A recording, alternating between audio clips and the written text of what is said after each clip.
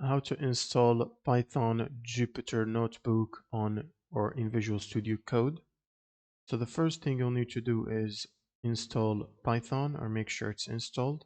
You want to go to python.org website, go to the downloads, and from here you want to download whatever version you want, or you can get the latest version, which is this one here. Just click on it and it should download the installer.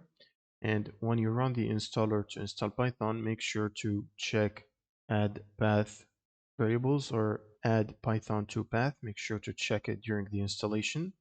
And then you want to go back to Visual Studio Code and then go to the extensions tab. And from here, you want to search for Python and make sure to install all the available Python extensions. In this case, Python Debugger, Python, and Python environments, and the Python extension pack. And then you want to also search for Jupyter and install its extensions. You can go through them one by one and install them.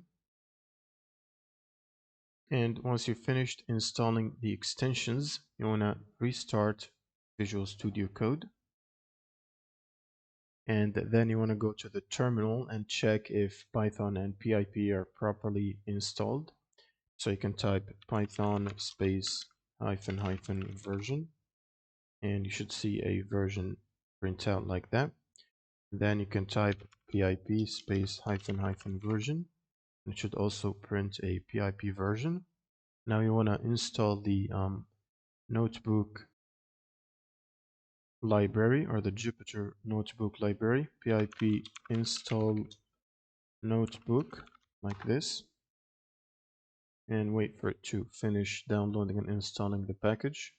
And once it finishes installing, you might also need to install pip install ipython and press enter. Now to check if Jupyter is properly installed, you want to run Jupyter and followed by -version.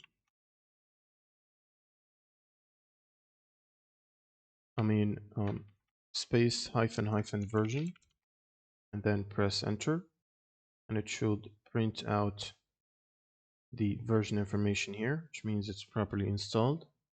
Now you can close the terminal, and to create or open a Jupyter Notebook, you can basically click on this button here to create a new Jupyter Notebook, or you can hold down Ctrl Shift and P and then type Jupyter, and then you can basically select create new blank,